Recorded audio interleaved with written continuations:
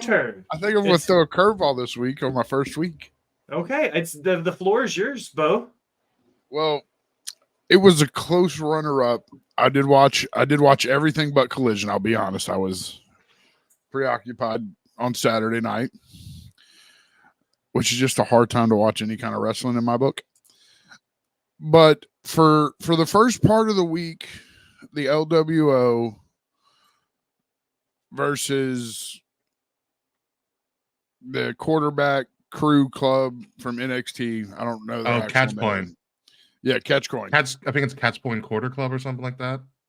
They put on a pretty good match. And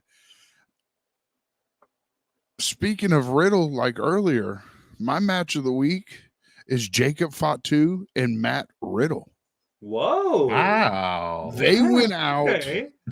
They went out, and it was like watching indie Matt Riddle again. Oh, Like he never ever stepped in a WWE ring.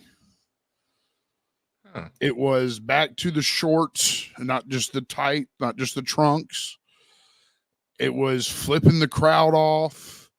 It was hard strikes.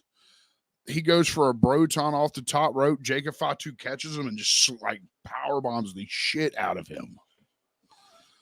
There's another move where Jacob Fatu does the bounce where he goes from the second to the top rope and does the flip. Matt Riddle catches him in a guillotine. Wow. Like it was a good first match for Matt Riddle to have out on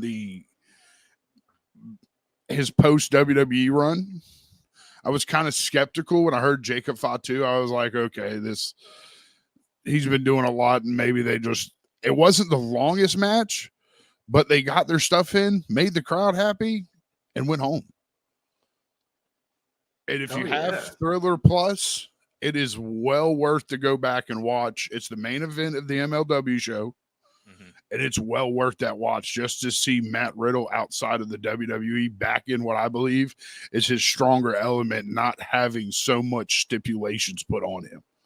Not as many steps of production and stuff. Yeah. Not as many times to get forced to go to rehab, He can be free. And it was like watching Matt Riddle back when he was just Matt Riddle. And Jacob Fatu's just on fire right now. Can't wait till he joins the Bloodline. Wherever he ends up, he's another one that's just got star written all over him, man. Wherever he ends up. If they want to revamp the Bloodline, he is Bloodline bound. There's always another Uso. There's always another somebody from that lineage that's ready to go whenever they want. The Bloodline storyline could go on forever. Yeah, it's really scary. Ricky, Al, you guys got a match of the week? The Julia Hart Abaddon match at the thing. World's End? Yeah. Banger. That was a good match. I feel like Tony Khan's taken a lot of flack recently with his women's division, and then they'll put out I know you're not the biggest Tony Storm fan, but she also had a fantastic match that night. Abaddon, I like the push that they've gotten recently to come back into the limelight after being off TV for a little while, and Julia Hart's a natural star. She was the female breakout star of the year for us. I think that was great. So also a great pick. Yeah. My match of the week actually comes from the world of New Japan Pro Wrestling. Wrestle Kingdom 18. Watch the whole thing. Me as well. As always, great event, solid event. Good to see you, Sammy. Thank you. Yes. My match of the week actually was placed perfectly in the middle of a card. It really woke the crowd up. It really set the pace for the latter half of the show.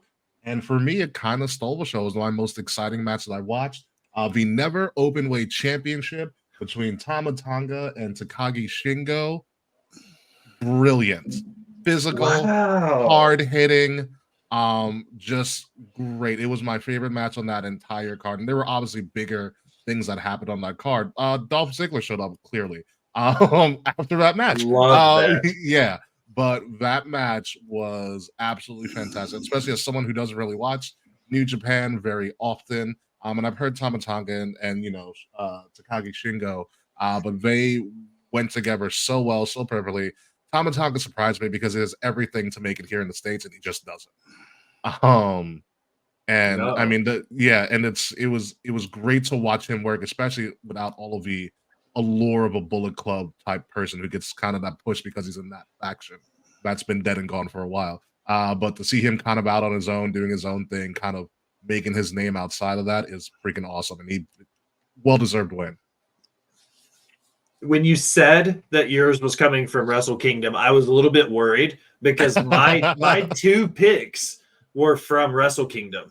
Yeah. I keep a list. I started it in January of 2023, and it was my, the best matches of the year. And that's what I used as my guideline when I picked, the final picks of my matches of the year candidates. And these two matches both made that list. The one that I'm not picking as my match of the week is Okada and Bryan Danielson, because that match blew the Tokyo Dome's roof off. But the one I'm picking will be the semi-main event for the Global Heavyweight Championship, the Moxley Ospreay Finlay match, because Moxley and Ospreay started it by doing the 5-minute truce, and they were like, yo, we're not going to fight each other. We're going to take Finlay out. We're going to take him out of the equation. Then it's the 1v1 that it's supposed to be for this title, right?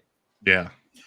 Finlay fought from underneath, came back from being 2-on-1, blew the roof off the place. Moxley's presentation in New Japan, that was awesome. I don't understand why Tony Khan's not just copying and pasting who Moxley is in Japan into AEW. He's singing Wild Thing with everybody. Yeah, what was the name of the character he cosplayed as for his entrance checks? Red Hood. Red Hood. There you go. So much fun. Bad Family, baby. Yes. And then Will Ospreay came out with Ubisoft. No free shout outs with the Assassin's Creed stuff. So that was easily my match of the week. That triple threat was unreal good. So yeah, Finlay stealing that surprised the crap out of me. I was like, there's no way. There's no way Finlay wins this. And he pulled the rug from everybody. And then the interaction with Dolph Ziggler afterwards, where he jumped the booth and was like, how else can we make a brand new title more important by it being my first title? You know what I mean? Like, the importance of the way he said that, like, I'm choosing this to be my first title shot after, and the way he kind of like worded everything in his promos and stuff is like, he's not having to say WWE, but everybody knows what he means by it. And I just love that shit. Oscar bait Ziggler strikes again. Yeah. I just need him to scream, "It should have been me," in every passionate promo. It's my favorite Dolph Ziggler work ever. It should have been me. Great time for a Dolph Ziggler fan. All right. Well, we're here. This is the part of the episode where we're going to spend the next half an hour or so, 40 minutes. We're going to be vibing. We're going to be dividing this